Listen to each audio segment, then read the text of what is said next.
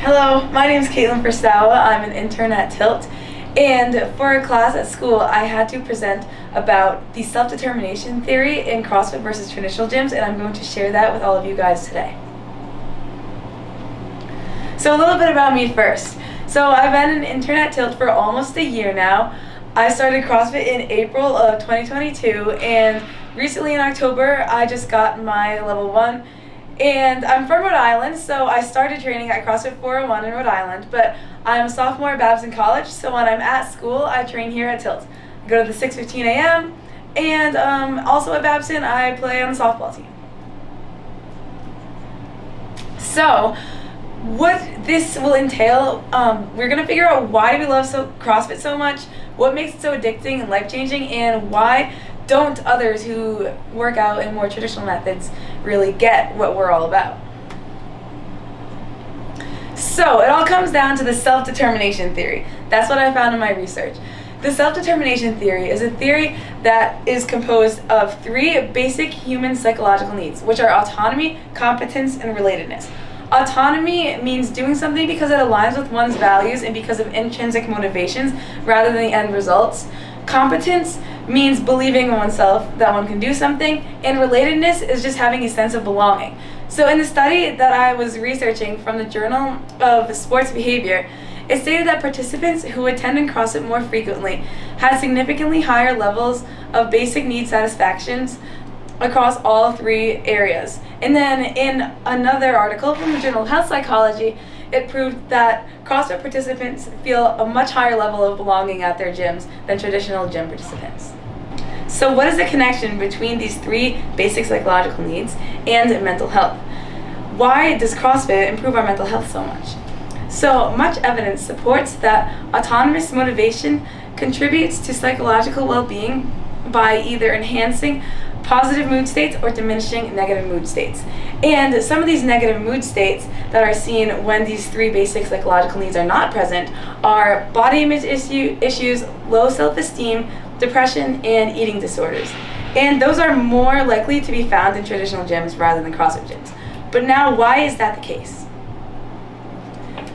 So, to analyze the theory in CrossFit versus traditional gyms, we first have to look at traditional gyms.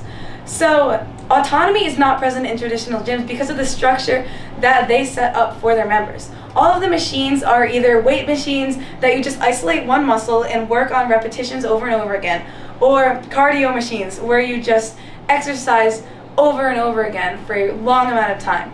And it makes it really hard for the members to associate going to the gym with anything other than either muscle gain or weight loss.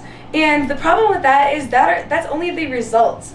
And in order to have autonomous motivation, you have to be enjoying the process.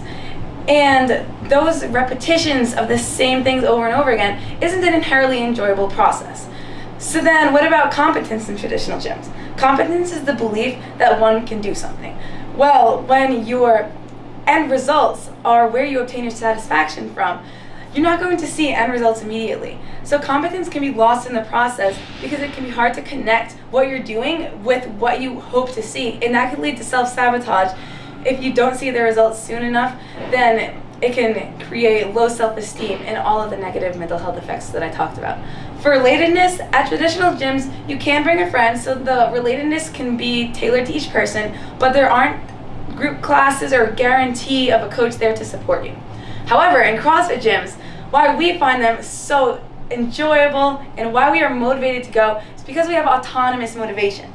Autonomous motivation is love for the process. CrossFit is a fun process. There are so many different movements that you can learn and improve at, and whether it could be gymnastics or weightlifting, and they're fun to do. They're not just isolating one muscle all over. And then also, at CrossFit gyms, they don't emphasize come here to make your body look good. They emphasize come here because you will love it, because it will make your life better, and because of the community. And you can see in traditional gyms, there's mirrors plastered everywhere. In CrossFit gyms, there's not, because they don't want you to focus on just that. When you see people in traditional gyms posting on social media, it's usually in the mirror flexing or something like this. When CrossFit members post on social media, it's mostly just videos of them training because they're just sharing what they love to do. And that's what people who don't go to CrossFit don't get about CrossFit. For competence, CrossFit gyms have a framework that allows members to believe in themselves entirely. Anybody can do CrossFit. CrossFit emphasizes that. And one of the main things that CrossFit does is emphasize how important scaling is. Every single workout can be scaled down to any member's level. It can be modified. You can throw in a different movement if somebody isn't able to do something. And this gives all of the members confidence that they can do it, and the coaches support them too. And for relatedness, that's just a given. CrossFit community is unmatched. Here at CrossFit TILT, we have so many great people, and everyone just wants to go because they want to see those people. The coaches support you, the members support you, and nothing's better than finishing a workout with all of the people in the class and just basking in that satisfaction of pure enjoyment.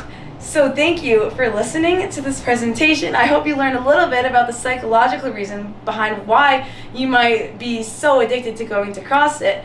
And I hope that CrossFit can continue transforming your lives.